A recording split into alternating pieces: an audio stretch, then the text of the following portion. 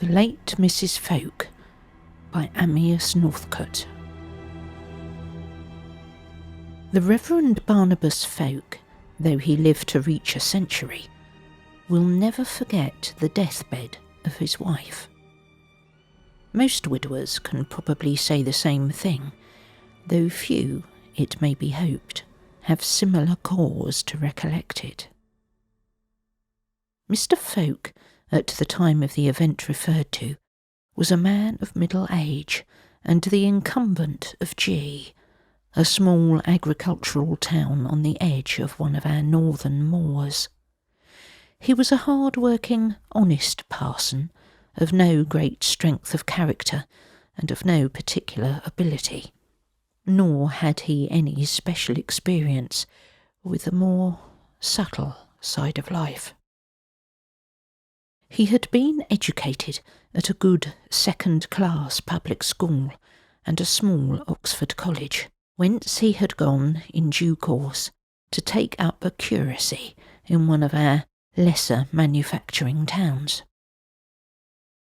After serving some years in this capacity, he had been promoted, on the death of the vicar, to take charge of the living, in which position he remained till a few weeks before his marriage to Stella Farnley, at whose instigation he exchanged his town living for the country one at G. The reverend gentleman's history is thus commonplace and uninteresting, as, I fear, are the histories of many of our clergy. Unlike most of his cloth, he had remained unmarried till he fell victim at the age of 40 to the charms of Miss Stella Farnley. This lady requires a closer study. She was the only child of a certain Mr Farnley, who for many years was a merchant acting as British consul in Z, a town in Hungary, where, by hard work and close attention to business, he amassed a fair-sized fortune. Somewhat late in life, he had met a beautiful and attractive woman, whose nationality was uncertain, but who boasted of a considerable mixture of gypsy blood in her veins. Exactly who she was, or where she came from, is at this distance of time impossible to ascertain. At the time she met Mr Farnley, she was giving music lessons, by which she gained a small pittance, and her marriage to the well-to-do English merchant may well be considered a very fortunate event for her.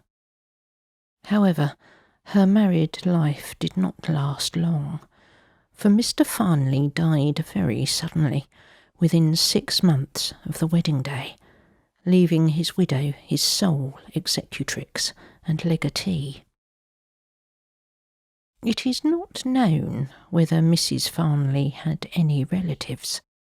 If she had, she never kept up any connection with them, and after her husband's death she acquired a small and lonely estate on the banks of the River Tyce, and removed thither to dwell in complete retirement. Here, in due course, Stella was born, and here the child lived with her mother until about the age of 25, when Mrs Farnley died, leaving her fortune entirely to the girl. The latter at first appeared to be inclined to remain on in her old home, but it would seem as if neither she nor her mother had been popular in the district, and apparently some pretty strong hints were conveyed to the young lady that she best betake herself elsewhere. Mr Fowke knew nothing of all this at the time he married Stella, and for reasons which will transpire, he did not care to make any investigation into the matter later on. Therefore the history of mother and daughter in Hungary, and the reasons why the latter left that country, are buried in an obscurity which will never be lightened. Whatever they may have been, Stella no doubt felt it would be difficult for her to settle down by herself in any new country, and she accordingly put herself into communication with the only relative she knew herself possessed of, a Miss Farnley, the elderly sister of her father, with a view to taking up abode with her as a paying guest. The elder Miss Farnley was a poor woman, living in solitude at R. She was a worthy soul, narrow-minded, unintelligent, devoted to clergymen and church work. In fact, an absolute type of thousands of middle-aged, middle-class English spinsters. The proposal of her niece, whom she had never seen, and with whom she had but rarely corresponded, was a welcome one, as the young lady would certainly provide some much-needed cash for the household, and would probably, so she fondly believed, provide a pleasant companion for herself also. Besides, she was sorry for the orphaned girl, and altogether it was with pleasure she made the preliminary arrangements and welcomed the arrival of the traveller. However, these high hopes were doomed to disappointment. Stella and her aunt quickly found that they were uncongenial in nearly every respect. Miss Farnley I have described, and when I say that Stella was a young woman of considerable, though rather peculiar, literary accomplishments, and that she had a strong will which she frequently exercised in the pursuit of some highly unconventional purpose, I think it will be clear why the two ladies did not agree together. Stella had brought with her from Hungary a considerable library of foreign books, none of which her aunt could understand, but which actually dealt, largely, with occult subjects.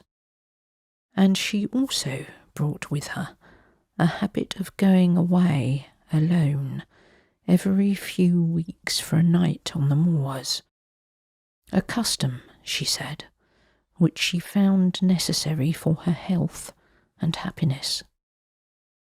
To these occasional expeditions Miss Farnley, at first, took great exception. But after a stormy scene with her niece, the elder lady felt herself worsted, and as she had ceased to take any affectionate interest in the younger woman, she also ceased to care greatly as to what she did or thought. Stella, therefore, went on her own way, undisturbed, but conscious of perpetual criticism, and no doubt eager to escape an atmosphere so uncongenial to her. At the same time, she realised the conventions that bound her, and that her best hope for the future lay in marrying some man weaker than herself, whom she could bend to her will. This, no doubt, actuated her in encouraging the somewhat timid suit of Mr. Fowke, and in astonishing as well as delighting that gentleman when she accepted his rather diffident offer of marriage. The young lady showed an obliging disposition in the arrangements made prior to the wedding, her only stipulation being that Mr. Fowke should change his present living for one nearer the moors. Accordingly, Mr. Fowke negotiated an exchange with the vicar of G, and after a short honeymoon took possession of his new cure. Here he settled down to what he anticipated would prove a peaceful and happy life. He was devoted to his new wife, and she, while less demonstratively happy, appeared to be contented both with her husband and her new surroundings. The first flaw in their married life, showed itself a few months after their arrival at G. Mr. Fowke, having occasion to speak to his wife, went upstairs to the room she had selected as her private sitting room, and in which she had installed her voluminous library. On reaching it, he heard from within a sound of low chanting in a language he did not understand, and at the same time he became aware of a singular smell, as of the burning of some aromatic herb. He tried the door, and finding it locked, called to his wife. The chanting ceased immediately, and his wife's voice told him to wait a few minutes, and she would admit him. Upon the door being opened, he found the room filled with a pungent smell emanating from some herbs which were burning in a small brazier set upon the table. "Whatever are you doing, my dear?" he asked. Stella replied that she was suffering a severe headache, which she was trying to cure by inhaling the smoke. It was an old Hungarian remedy, she added. But she did not explain the singing. Mr. Fowke remained somewhat puzzled, and his astonishment was considerably increased when a little later his wife informed him that she intended to go to the village of I, a tiny hamlet far up on the fells, that very afternoon, and would spend the night there, returning the following day. It was the first time that Mr. Fowke had heard of Stella's solitary visits to the moorland, and he not unnaturally sought an explanation. His wife refused to give any greater detail than the mere statement she had long been accustomed to make these periodical trips into solitude. He asked to be allowed to accompany her, but she positively refused to permit this, and it was with a heavy and worried heart that he watched her leave the house later in the day. The following afternoon she returned, tired and with muddy clothes, but seeming exhilarated by her expedition. She refused all information about it, save that during these trips she was in the habit of staying at the Three Magpies, a small inn at I, and making thence expeditions onto the higher fells. With this slender explanation, Mr. Fowke had to be satisfied. A few weeks passed, when again one day Mr. Fowke detected the odour of burning herbs, and again learnt that his wife was on the point of starting for I. She again declined his proffered company, and left the house as before. Mr. Fowke had never been to I, which is a remote hamlet, not distant as far as mileage is concerned from G, but only approachable by a branch line of railway with an infrequent service. He was, however, acquainted with its vicar, to whom he presently wrote, inquiring as to the standing of the Three Magpies, since he was not overpleased that his wife, a foreigner ignorant of our ways, should elect to stay alone at an inn unknown to him. The reply he received was not at all reassuring, for the vicar wrote that the Three Magpies was a public house of poor repute, kept by an old couple of more than doubtful respectability. This letter decided Mr. Fowke, and when for the third time his wife announced her intention of proceeding to the hamlet, and for the third time refused his company, he determined to follow her there secretly, and observe her movements and surroundings. It wasn't difficult for him to arrange since he could easily reach there on his motorcycle, long before her slow train could land her there, even if he didn't start out until after she'd left the parsonage. He carried out his programme, and in due course reached Eye, and made his way to the Three Magpies. Here he found that the old man was very nearly bedridden and quite senile, whilst his wife regarded her clerical visitor with almost open hostility. However, the gift of a sovereign and the promise of another effected a great change, unlocking the old woman's tongue, so that she poured forth volubly all she knew. Yes, she knew the lady quite well. She'd been in the habit of coming once every few weeks for a long time. No, she always came alone, and had never spoken to anyone except herself, to her knowledge. What does she do? Oh, she always goes straight up to her room and shuts herself in, and she sings to herself something I can't make out, and burns something that smells sweet and strong. And then about dark like, sometimes sooner, sometimes later, she comes down and goes out towards the fells. Have you ever followed her? No, never. Nor anybody else as I know of.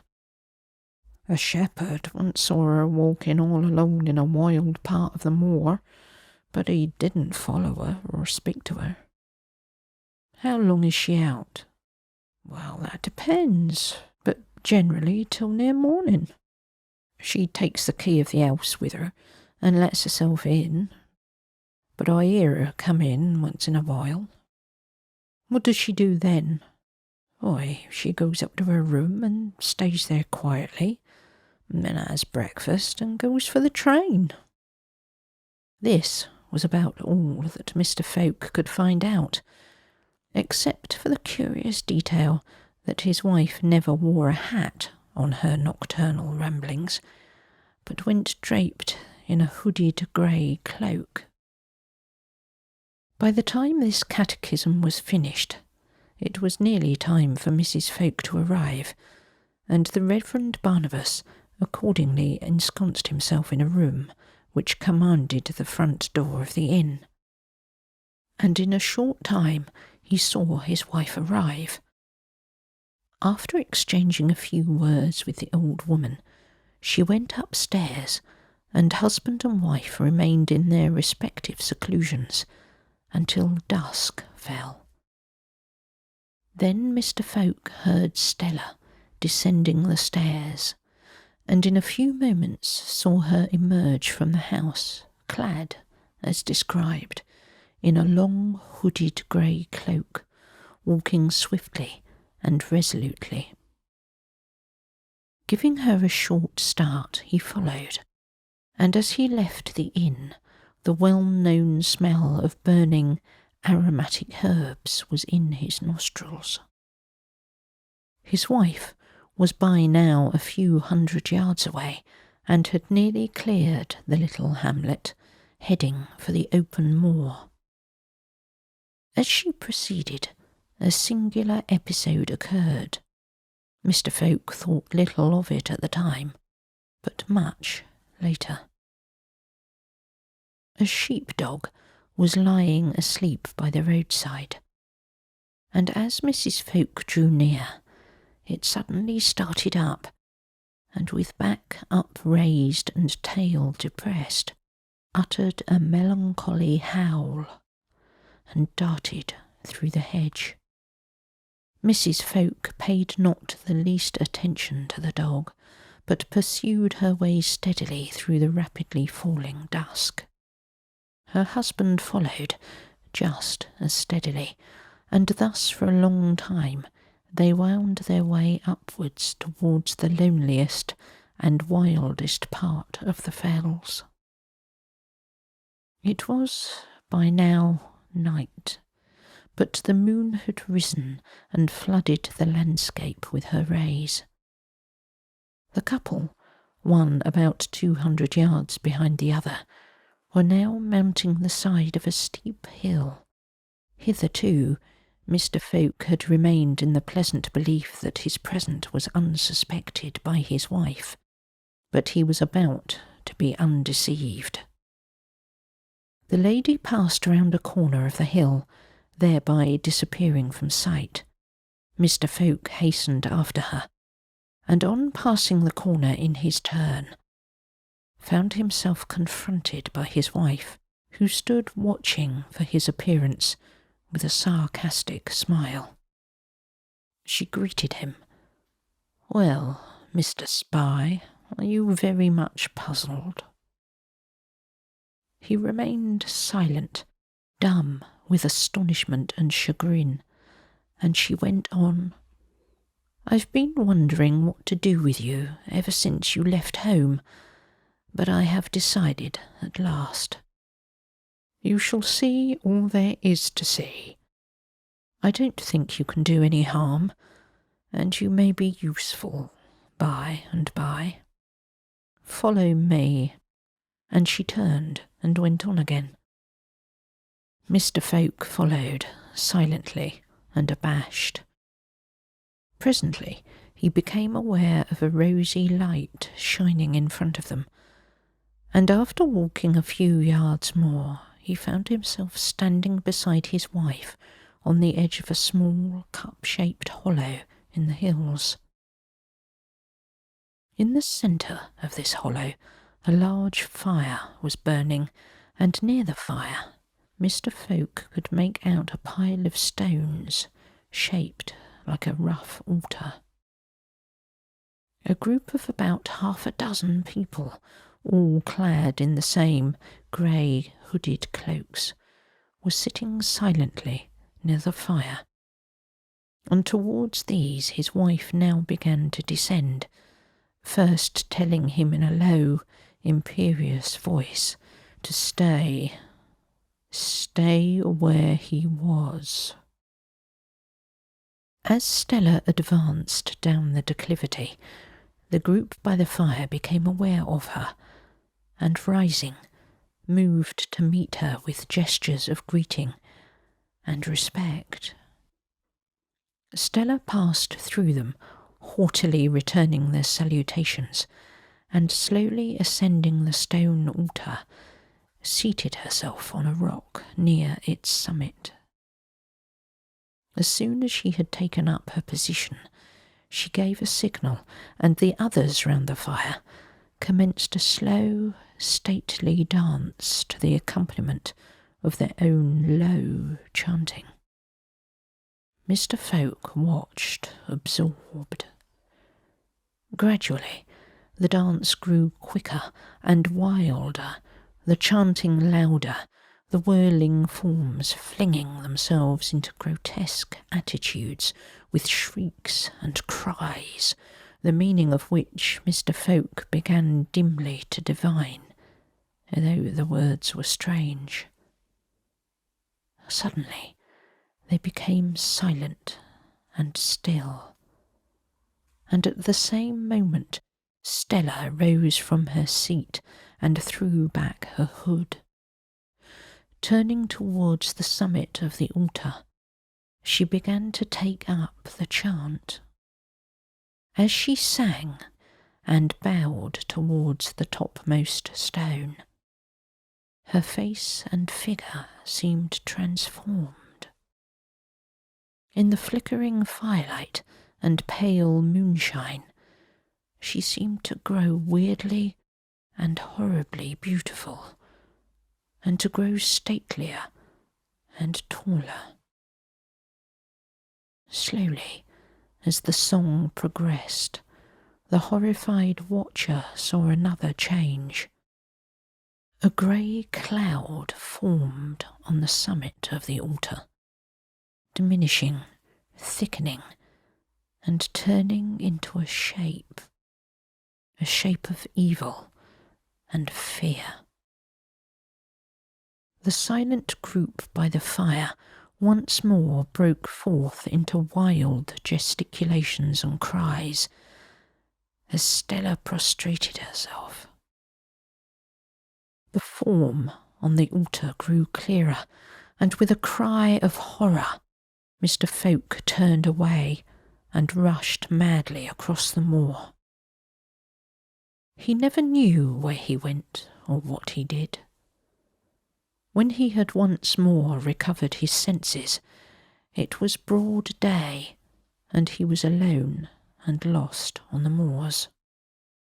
It was late afternoon before, broken and exhausted, he reached his home, where the first person to greet him was his wife, cool and collected as ever. She led him into his study. "Well," she said, "and what are you going to do now? Are you going to go about telling a cock-and-bull story of the moors, or are you going to be a good little man and hold your tongue?" "Don't imagine I care," she went on. "The Great One can protect his servants and destroy his enemies." Mr. Fowke groaned. "It was true then," he said. "Not a horrid dream." "You'd better call it that," she answered with a laugh, and left him. Mr. Fowke was utterly perplexed, and like many men of weak character, could decide on nothing. And so matters drifted on. He had little or no communication with his wife, who was, however, invariably civil and pleasant when they met, with a kind of mocking courtesy which maddened him. At last came the day when she announced her intention of going again to that small hamlet upon the moor. "And perhaps you would like to go with me," she said. "You'll be ready for the grey robe soon." She left, and he spent the night in an agony of prayer. The next day, Stella returned and came immediately to his study. This time, however, she had no look of exhilaration on her face. She was troubled and angry. "How dare you interfere with us?" she began, "with your paltry little prayers and tears. You disturbed us last night. The Great One was angry." She stopped, and then went on. "I shall have to find a means of silencing you. It was a mistake to show you what I did." He looked at her. "So it's not too late, is it?" he said. "I can perhaps save you and drag you away from—" She interrupted him. "Silence!" she cried violently, "or I will take steps to quiet you. I will blast you. I will call upon the powers of the air. I will—" She was going on, madly, in her excitement, when suddenly she became rigid, her face blanched, and she fell senseless to the floor in a fit. Mr. Fowke raised the prostrate body, laid it on a sofa, and summoned help. The unfortunate woman was carried to her bedroom, still unconscious, and the doctor sent for. He was an ordinary country practitioner, and the case seemed to be clearly beyond his powers to deal with, but he emphasised the need for a trained nurse, and one being fortunately available in the village, she was at present duly installed at the parsonage. After having seen all done that was possible, Mr. Fowke, utterly worn out, retired to rest. Towards midnight he was awakened by a knocking at his door, and opening it, found the nurse, pale and trembling on the threshold. She instantly advised him that she must throw up the case and leave the house at once.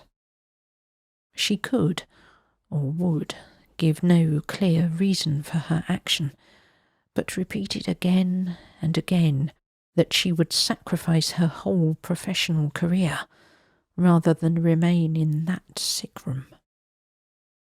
Things had happened there, she said, things she could not tell of, but the place was accursed. In vain he tried to reassure her, but she would not remain. And so, bidding her go to her room till morning, Mr. Fowke went to his wife's room to take up the vigil himself. When he entered the sick room, all was still. Stella was lying motionless, breathing gently and at intervals murmuring a few words in her native tongue. Mr. Fowke settled himself down in an armchair and gradually fell into a doze. He woke suddenly as the clock struck 3 and glanced around him. The lamp had burnt low and the room was very cold. His wife still lay quietly in her bed, muttering softly to herself. But as Mr. Fowke watched her by the dim light, he fancied he noticed a horrible change in her. Gone were the full rounded outlines of a woman's form. The figure on the bed had become angular and misshaped. Her hand and arm, which lay outside the coverlet, were also changed and looked like a claw. Her face, too, was changing. As he watched, her beauty faded, the features altered, they ran together, became distorted, misplaced, and with a shudder he found himself gazing on the lineaments of an unknown hideous beast. Paralysed with horror, he could not stir. All at once there was a movement. The figure on the bed shivered violently, lifted itself up, and sat gazing out beyond the foot of the bed. Mr. Fowke followed the direction of its eyes, and saw, growing up slowly at the end of the room, a grey, shapeless form, of which the burning eyes alone were distinct. The creature on the bed moved, and slipping back the bedclothes, stepped suddenly to the floor. Mr. Fowke saw that the lower limbs, and in fact every part of it save the face, were covered with a thick grey fur. It moved again and passed swiftly across the room towards the grim shape in the corner. He heard its hoofs tap on the bare floor as it passed. It reached the motionless watcher, whose eyes seemed to blaze as it approached, and with a swift movement the two forms met, intermingled, and Mr. Fowke could bear no more. He fainted. It was daylight when he regained his senses. He glanced towards the bed. Mrs. Fowke lay there, calm, beautiful, and dead.